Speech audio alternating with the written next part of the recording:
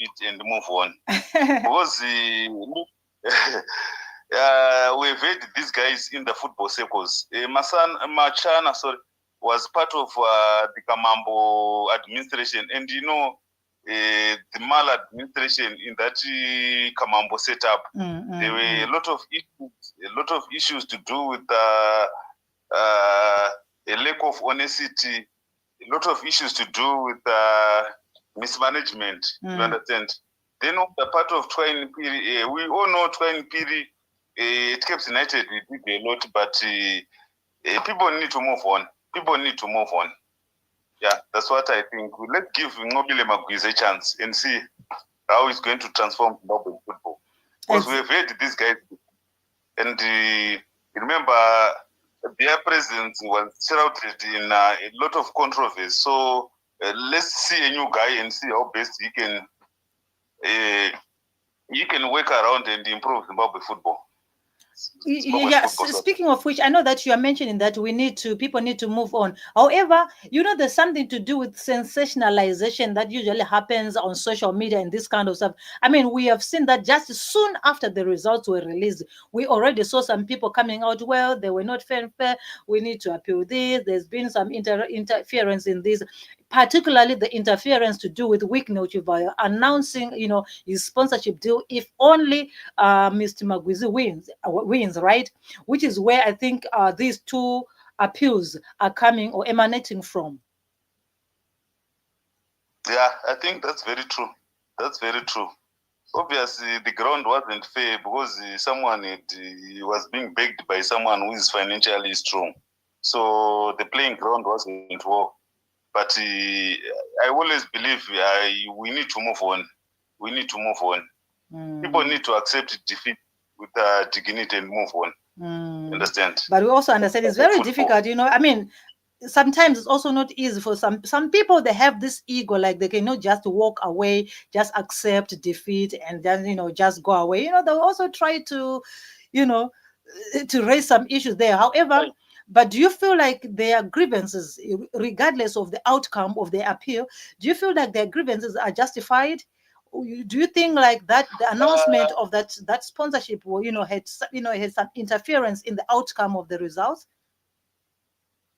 To me, I can't say much on that one because I'm not privy to goings on behind the scenes. But we're all relying on social media, so that's why I'm saying. For the sake of progress, these guys, they need to look for clubs where they can restart their careers, like what Twine Piri once did with Cape United. Because remember, Twine Piri has been football for quite some time. You understand? Yeah. So they need to look for other clubs. Then they start from there until they fight for the next direction.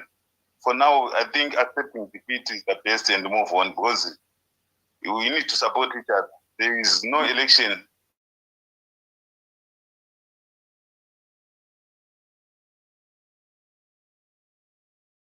Accept reality. But in the worst case scenario, what is the likely outcome out of this appeal? Because already we know that they already have an appeal by Benjani, and also some other appeals. What is the worst case scenario in terms of the the outcome of the appeal, if ever there is any? I have to be honest with you because the Benjani issue, I read it in one of the publications. They were saying the guy called Rafo Nkomo. I think Rafo Nkomo is a lawyer and is an agent. So it was being said he was persuaded to encourage Benjani to drop the case, drop the court case. So this scenario, I think it's very difficult. It's very difficult for this Twine Piri and Machana to win because remember, coming in of Mobile, it has got a lot of support from, say, for example, from CAF. You understand? Often the time we've seen Mobile with Patrice Motsepe. Yeah, we have. And it's a circle. You understand? It's a circle. It's very difficult for these guys to win this case. Very, very interesting indeed. Yeah. And also, I think I also came across a situation where also Benjani was quoted in some, in the news saying, well, we want, Zimbabwean football to progress, meaning that maybe he's also buying into the issue of, withdrawal of that appeal, because he was talking about, let's make, football win at the end of the day. And also, still on that, we know that when it comes to these appeals and calling for sanctions on Zifa, it has a very, very huge negative impact on the Zimbabwean football. I mean, Zimbabwe has suffered enough in terms of these sanctions, and we have seen how it has crippled our football.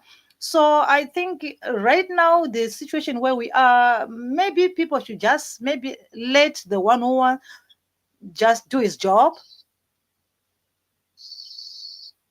Yeah, I think that way, that's the proper way. Anyway, we know, also we know that, like I said, we have seen that Mr. Nobile Magwizi is already in office and is already, working on things. And also, just his mantra towards these elections was that he was going to look into a number of, issues that are affecting the Zimbabwean football, to which some of it has to do with money in terms of sponsorship, something to do with, stadiums and, player welfare, a lot of issues that he spoke that he was going to look into. Now, first of all, we also want to look at the reason why these games are played. They play so that they can earn money at the end, gain promotion. And also in terms of sponsorship, how is it now? Because we're working towards the new season. Yeah, at the moment they haven't disclosed any sponsorship, but with our social media and speculation, we hear a lot. Exactly. But what I can say is, Mr. Nobile Magwizi, he needs to sit down with his team and come up with something attractive. Because you can't be having clubs spending quite a number of quite a lot in terms of finance, somewhere around 700, 800,000. Then they are competing for 400,000. Yeah, so I think his first task is to ensure they've adequate, you understand, the financial market, that at least they can move this 100,000 to somewhere around even 1 million or even 800,000. I think that would be fair. Because look, you can't eat up 800, then you are competing for 100,000. I think it doesn't make any business sense. I think still on that, I think I remember reading something to do with him saying since he's a businessman, and you also spoke about having to look for more sponsorship for the league, to which is one of the most important aspect of it. Like what you're mentioning, that it doesn't make any sense for a team to pump in a lot of money in terms of running the club, salaries for the players, and at the end of it all, you are fighting for only 100,000. It doesn't really make any sense if you want to look at it. So I also read that it was one of those issues that he said he was also going to look into. So I mean, maybe we can just give him some time to see what he's working on. I mean, he's a businessman, isn't it? Yes, he's a businessman. Yeah, I understand. So maybe we're going to see. And also, there's also an issue to do with the clubs themselves having to also find on sponsorship. I'm yet to hear about sponsorship for clubs. However, I know the issue to do with Highlanders and Scotland. Remember, who is this? The owner of Scotland. Yeah. Better Brands. Yes, Better Brands was yeah, exactly. But of course, we know that now Scotland is also in the league. Are they going to continue sponsoring Boso or whatever? Because currently they're still silent on that. Yeah, on that one, sure, but yeah, we are just hoping. Yeah, we are just hoping they will continue the sponsorship, because the Islanders, I understand right now, is got some financial issues. That's why we saw massive exodus of players. Yeah, so I'm just hoping they will maintain that sponsorship so that at least they can assist these perennial giants. Hopefully. And also, I mean, we have some. What's going to happen just on the sidelines? What is going to happen? Because remember, the issue that is bringing in some of these appeals is that Zifa said he was going to put a lot of money into into Zifa if Mr. Magwizi wins. Now that he has won, I mean, we need the money, right? Yeah, I get what you're saying, but I'm not sure. What is that money going to sponsor the league? Is that money going to be the league money? We don't know. We don't know, but we just need to wait and see. I see. Because I was also reading, there's one comment that he did just some few days ago saying, well, the money is just to see the Zimbabwean football going high. It wasn't meant, to do any harm or to bribe nobody. It was just to make sure that, it's going to help the Zimbabwean football to go high. Now, speaking of which, like I said, we have spoken about the sponsorship crisis, that is there, that is also needed for more money to be pumped in. We also have the issues to do with where the games are being played itself. We know that last season, the season was delayed because of this stadium crisis in Zimbabwe, where they have to maneuver and make a plan on how teams were going to play, sharing the stadiums, like others are away where others are playing at home, that kind. And how is it being resolved? Yeah, that one I think is still a major issue, because like right now, these guys are working on Faro Stadium. Yeah, we also have that stadium. Yeah, Panzura Stadium is a good national stadium. They're still working on it. So there's going to be a massive crisis of games, massive crisis of games in Harare because of the shortage of stadium. But we are hoping that the new executive, the new Zifa president and this team, they are working out something to alleviate the challenge in that end.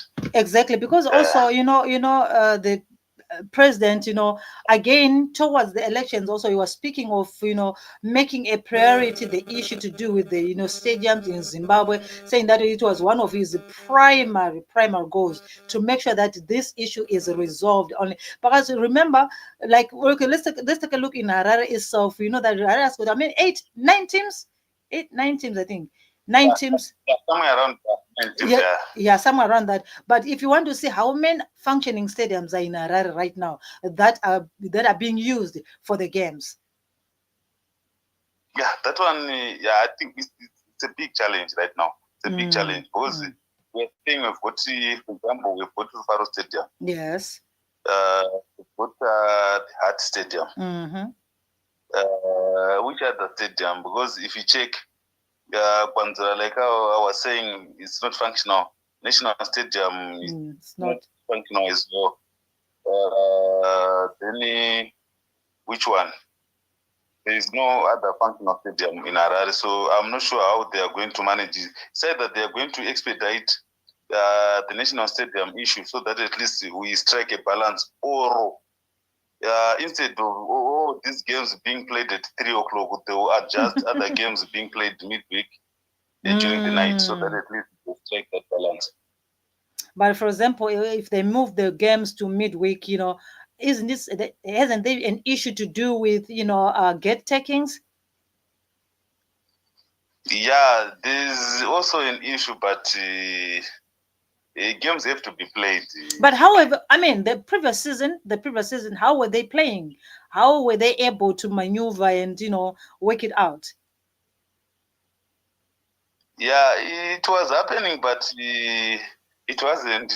It wasn't proper. It wasn't proper. Yeah, it was happening, but it's not what we expect. It's not what we expect. You look, for example, we can't expect someone who stays in Warren Park to travel all the way from Warren Park to Faro Stadium. So that's why you're saying, if it's for National Stadium, someone has to go close to his home area so that at least he watches soccer match at the National Stadium. Then Rufaro, other neighboring neighboring areas like Highfoot, Mbare, what they can go too far, so that at least we strike a balance. Each and every city, each and every area, each and every stadium has to strike that balance. But as things stand, last year it was happening, but they were forcing things. You understand?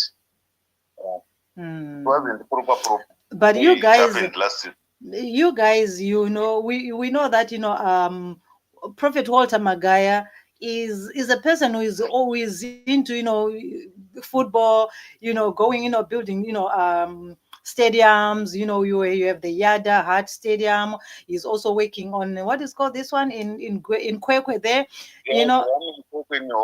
Exactly. Exactly, in Kwekwe and all this. But you guys, this has got nothing to do with 5 O levels. I mean,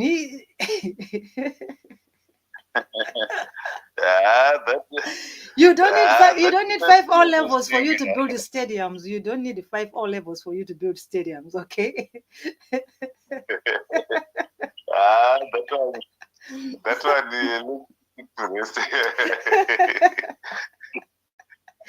like really. I mean, in terms of yes, in other aspects, yes, but also if you want to see, the guy really loves football. I was also following in a story where they said, well, he has increased the sponsorship for the women heart league, and he's continuing with his projects and building stadiums. And I know that some other people were saying that something to do. Some other people were saying, well, maybe because he was denied to be a presidential candidate, maybe he was going to stop, building stadiums or working on football or sponsoring football. However, we see that he's not stopping, so maybe the guy has got, football at heart. But you guys are not giving him rest. But look, on that scenario, obviously wasn't going to stop, because those construction of stadiums are major projects. And major projects, obviously, they get what is known as the national project status. You understand? So under that national project status, in terms of procuring equipment for that stadium, there may be a waiver of duty. You understand? And those projects, they will be known at the highest office. So for you, just because you failed to learn the purpose, then all of a sudden, then you say, I'm not going to. I think that will be another issue. That's how I think, because major projects, they go through a lot of vetting, they go through a lot of scrutiny, and they go through a lot of waivers at the border, so that when you are doing such a project, like from history at the border, there is a free movement of your goods, payment of duty. Normally, they may not go through that that scenario. So there was no way he was going to stop constructing the stadium. So it's not. It has got nothing to do with loving the game per se. That one. On that one, Yeah, but anyway, he's doing good. I mean, like I said last week when we spoke about the issue to do with Zimbabwean football, we say, well, everybody is welcome. We need many players, to come in and make the beautiful game beautiful. Okay. So, but anyway, as we move forward again, we know that, like I said, the Zimbabwean football is reaching some very interesting heights. This is the reason why we don't want to see anything, we don't want to see any problems arising, especially in the disturbances, in the issue of, the Zifa presidents, because that office is very, very delicate. You know how sensitive it is. And the crisis that comes with its disturbance and sanctions and stuff like that. Now that this thing is also looking at Zimbabwe, last week you spoke about Zimbabwe now paying in US dollar. And this also brings me to talk about, we have seen that there are quite a number of, foreign-based players who are now coming back, agreeing to come and play in local leagues. That trajectory is a very, very interesting scenario, especially seeing that I mean, first of all, do you think the Kama issue, how Kama came back to Zimbabwe and was able to revive his career and was able to build back his brand and his name, has had an impact in also attracting other foreign-based players to come back to Zimbabwe? Yeah, the Kama one and the European guys one, I think there's a bit of a difference there. Okay. Because like if you look at Kama, Kama was more like he was close to home. And Kama had some issues at Kaizer Chiefs, you understand? Yes. But when I look at, for example, a guy like Kundai Benyu, who once played for Celtics in Scotland, he had another dance with a European club, then all of a sudden, boom, he's now in Zimbabwe, he's now playing for Cape United. What happened? Yeah? What happened? Yeah, that one is an issue we need to thoroughly investigate, because at times it's very difficult to understand that someone coming all the way from UK, from Scotland, to come and play in our local league.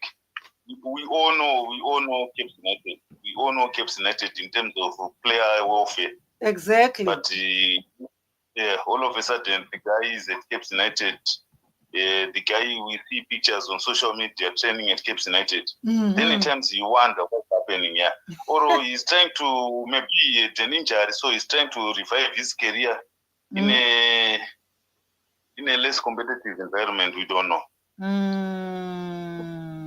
Yeah, it's very that one also. I think I came across this story, that was the one you're talking about, and I was like, for a little bit, without critical thinking, I was a little bit more impressed, saying, well, maybe the Zimbabwean league is now attracting all these players, but looking at like the way you're explaining it to me right now, I think it's becoming very clear to me. I think it's an issue to do that needs further investigation and see what really happening there.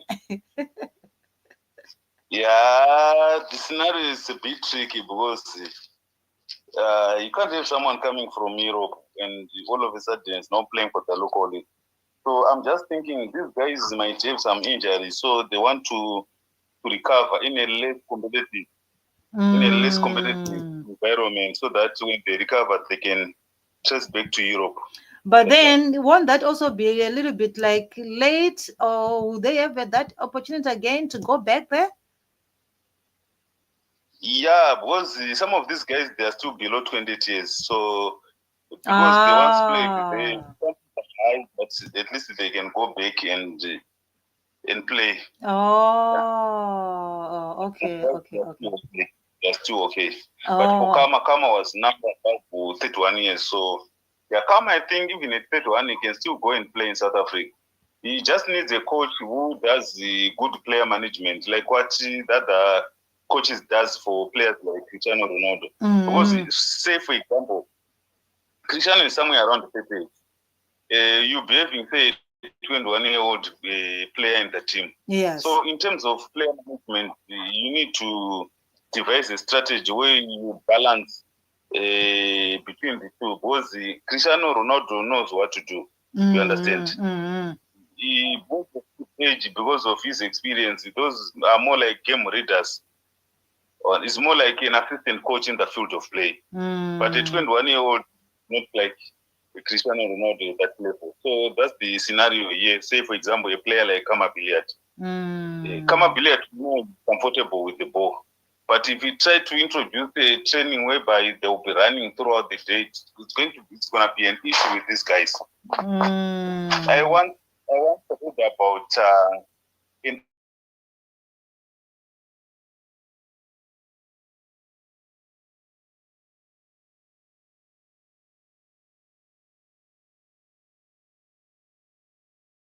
So AC Milan was being coached with Carlo Ancelotti.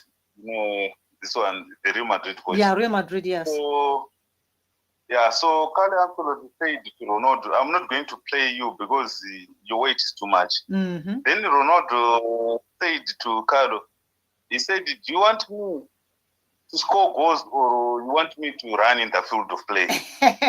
Then Carlo Ancelotti felt challenged. Then he gave him a starting lineup and the guy scored 2 goals.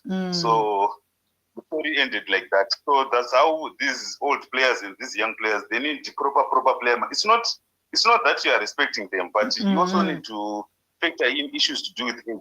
Because they've been playing for quite some time, and some of their legs, they've got quite a number of injuries. So you also need to manage that. So anyway, so in the issue of Kundai is I think there's nothing. It's nothing to do with the US dollar. It's nothing to do with the money, like what we have seen with other what can I say? We have players like from Ghana. Yeah, from Ghana, from Namibia, from Malawi, Mozambique. Those players who are coming into the local. That is a different thing altogether. Yeah, it's totally different. It's totally different because these guys from Ghana, they are using Zimbabwe as a stepping stone to go to other leagues. You understand? But for Kundai Benyu, I think it's a different scenario because this young guy grew up in Europe. You understand? Yeah. So for us to say he's here in Zimbabwe because of the US dollar, I'm not sure, but from my own understanding, I doubt that. He's trying to revive his career. Yeah. What about Martin Mapisa? He's trying to revive his career.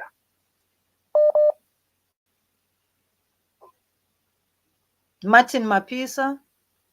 Is it what? Let me see. Then am I saying the name correctly? Kundai Benyu. Yeah, that's true.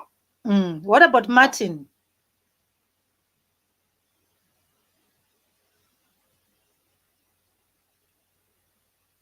Hello. Yeah, I was saying what I was asking. What about Martin? Martin Mapisa. Martin Mapisa, he grew up at AC's Youth Academy. Then he went to Spain. So in Spain, I think the youngster played for the amateur league in Spain. So they hope that if they do away from the amateur, they will be graduating from amateur to Division 2, then Division 1, then eventually in the La Liga. But things didn't work well. You understand? They didn't work well, so he had to retrace back to Zimbabwe. You understand?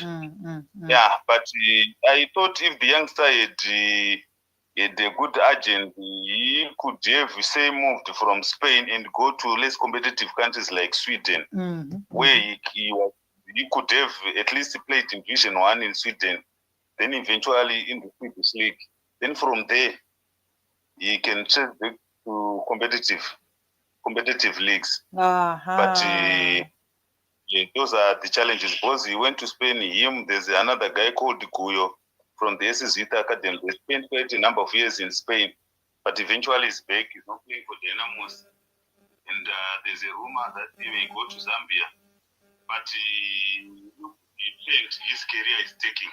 I think from my understanding, that career is not taking a nosedive because of the direction he's taking. I thought it could have been Spain, then you come to Zimbabwe to revive your career, then from Zimbabwe, then South Africa, then from South Africa you can easily go back. Understand? I see. Yeah, it's a very interesting scenario altogether. Very, very interesting indeed. But anyway, I think we have exhausted most of it. But just before we finish, earlier on you were telling me that you are an Arsenal fan, and of course we know that Arsenal is going to be in this huge Super Sunday bout with Man City. And I was talking to another brother of mine saying, well, it's going to play a draw.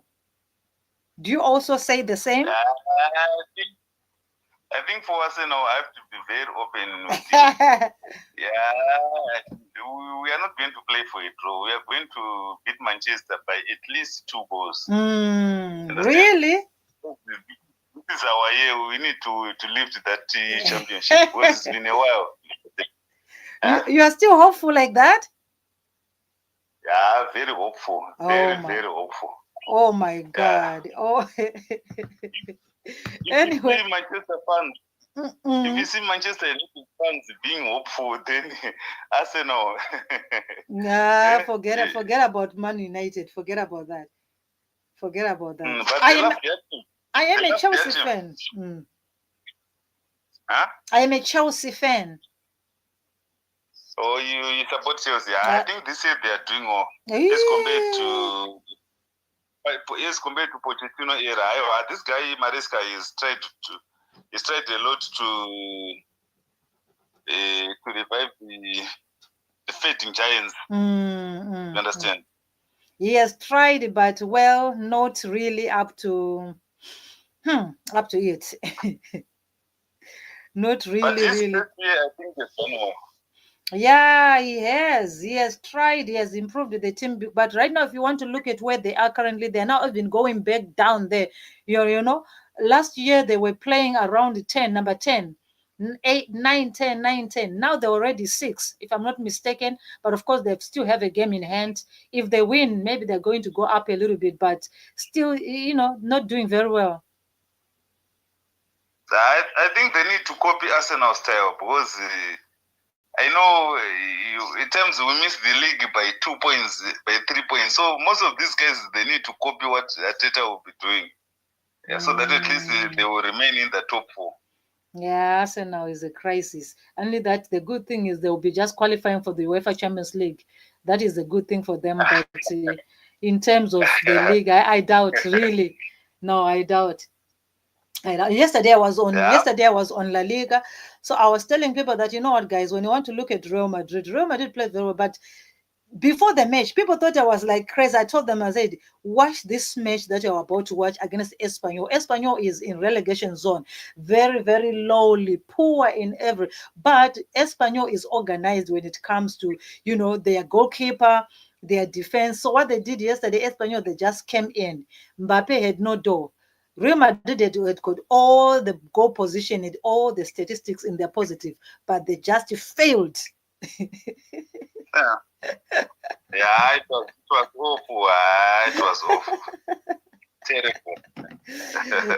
But anyway, thank you so much. Thank you so much for your time. I don't have to keep you long here. Thank you so much. So we will see you again next time. And of course, right now we want to also look at our Zimbabwean Warriors team. So I think next week we are going to concentrate more on the aspect to do with our Warriors, as you know, they prepare for. We still have the World Cup qualifiers. We still have, the issue to do with the AFCON, the player calling, who is in, who is out, and the changes that we're likely to see. Of course, I've been quoting a lot from Michael Nice coming out saying this and that. So all those things are the ones that we're going to be covering next week. But for now, thank you so much. Yeah, thank you, Vicky. Bye-bye. Okay, bye.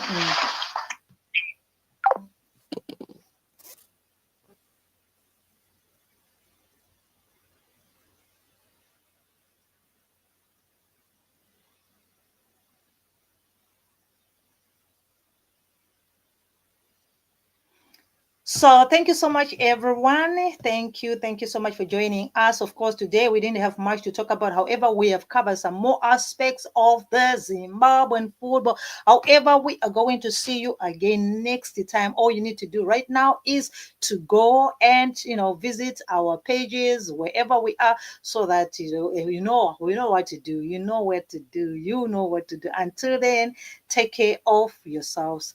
Thank you so much. You are appreciated. And of course, I will be back on La Liga again.